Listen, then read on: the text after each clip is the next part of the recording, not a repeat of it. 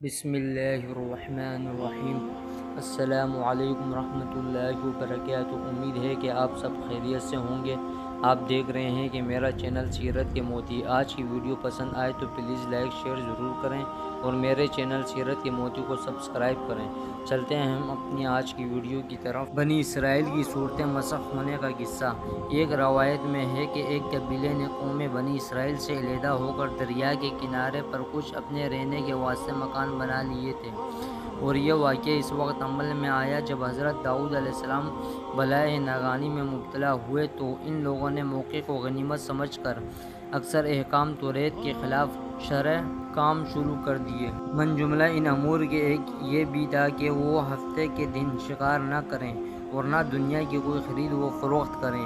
یہ سب چیزیں کتاب توریت میں حرام تھیں۔ ان لوگوں نے کوئی پرواہ نہ کی اور ان حرام کردہ چیزوں پر کاربند ہو گئے جن سے ان کو منع کیا گیا تھا۔ جب اس قوم نے اللہ تعالیٰ کی نافرمانی شروع کی تو پھر ان کے واسطے اللہ تعالیٰ نے بطور آزمائش کے دریا کی مچھلیوں کو حکم دیا کہ وہ ہفتے کے دن دریا سے نکل کر ساحل پر آ کر اپنے کھیل کود میں مشغول رہیں اور باقی دنوں میں دریا میں جا رہیں۔ بس اللہ تعالیٰ کے حکم سے مچھلیاں ہفتے کے دن دریا سے نکل کر کنارے پر آ کر پھرتی رہتی تھیں اور ہفتے کے علاوہ وہ دوسرے دنوں میں دریا میں جا رہتی۔ آخر یہودیوں نے ان کو دیکھ کر لالچ سے ایک ہیلا کیا کہ انہوں نے دریا کے کنارے پر نہر کھود کر وہاں اپنے جال ڈالے، کیونکہ ہفتے کے دن مچھلیاں دریا سے باہر آ کر کھیل کود کر پھر دریا میں چلی جاتی تھی۔ آخر وہ سب ہفتے کے دن نہر میں جال ڈال کر رکھتے اور صبح کو اٹھ کر یک شنبہ کو حسب ضرورت اپنی آرزو کے مطابق کھاتے۔ چنانچہ اللہ تعالیٰ فرماتا ہے، ترجمہ: اور پوچھ ان سے احوال اس بستی کا جو تھے کنارے دریا کے، جب وہ حد سے بڑھنے لگے ہفتے کے حکم میں، اور جب آنے لگی ان پر مچھلیاں ہفتے کے دن پانی کے اوپر، اور جس دن ہفتہ نہ ہو تو وہ نہ آتی۔ یوں ہم آزمانے لگے اس واسطے کہ وہ لوگ بے حکم تھے۔ اور جب بولا ایک فرقہ ان کے، تم کیوں ایسا کام کرتے ہو جس سے خدا نے منع فرمایا ہے؟ تو دوسرا بولا ان میں سے کہ کیوں نصیحت کرتے ہو ان لوگوں کو جس کو اللہ تعالیٰ ہلاک کرے یا ان پر عذاب مسلط کرے۔ وہ لوگ یہ سن کر سخت بولے کہ تم ہم کو ڈراتے ہو، ہم ہر طریقے سے طاقتور ہیں، ہمارا کوئی کچھ نہیں بگاڑ سکتا۔ لیکن پھر بھی نصیحت کرنے والوں نے ان کو برابر نصیحت کی۔ جب انہوں نے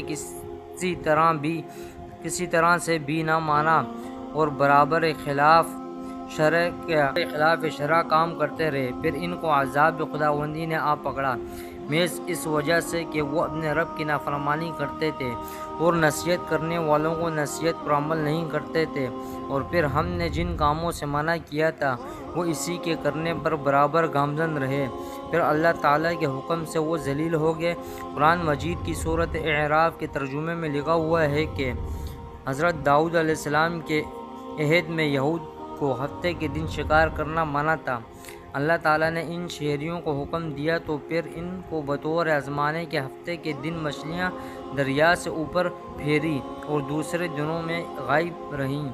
ان کا جی نہ رہ سکا اور انہوں نے بالآخر ہفتے کے دن شکار کیا، اور انہوں نے اپنی دانستہ میں یہ حیلہ کیا کہ کنارے دریا کے پانی کاٹ لائیں کہ مچھلیاں وہاں اکٹھی ہو رہی ہیں، تو وہ بھی مچھلیاں ان کے ہاتھ نہ آئیں اور ہفتے کی شام کو وہ مچھلیاں نکل جاتی۔ آخر انہوں نے ہفتے کے دن بھاگنے کی راہ بند کی اور اتوار کو پکڑ لیا۔ پھر وہ لوگ بندر ہو گئے اور ان میں 3 فرقے ہو گئے۔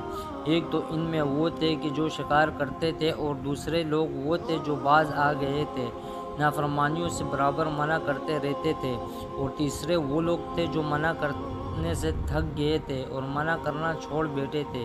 لیکن وہ بہتر تھے جو برابر منع کرتے رہے، اور منع کرنے والوں نے شکار کرنے والوں سے ملنا چھوڑ دیا۔ ایک دن صبح کو اٹھے تو دوسروں کی آواز سنی تو دیوار پر چڑھ کر دیکھا کہ ہر گھر میں بندر ہی بندر نظر آ رہے ہیں، اور ان کی کیفیت یہ تھی کہ وہ آدمی کو پہچان کر اپنے قرابت والوں کے پاؤں پر سر اپنا رکھتے اور پھر رونے لگتے۔ بالآخر وہ اپنے برے حال سے 3 دن میں سب کے سب مر گئے۔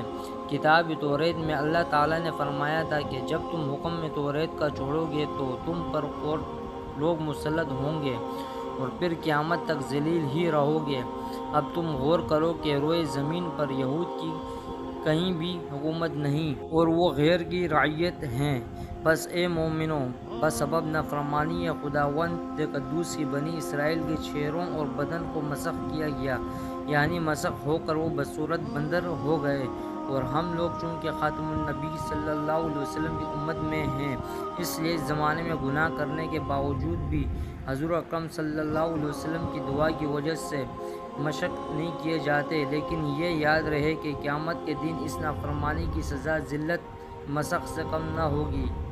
یا اللہ تو ہمیں نیکیوں کی توفیق عطا فرما اور دین اسلام پر ثابت قدم رکھ اور ہمارے سارے گناہوں کو معاف فرما، آمین یا رب العالمین۔